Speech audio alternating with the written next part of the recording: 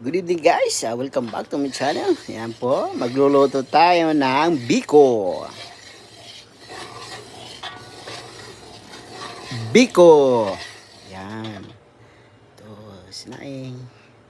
Tsaka ito. Wow. Sik-sik lang, isik-sik lang. Imikos-mikos lang yan. Hanggang maglatik. Yan. Naisipan lang magluto ng biko. Ito ang gata dito sa amin.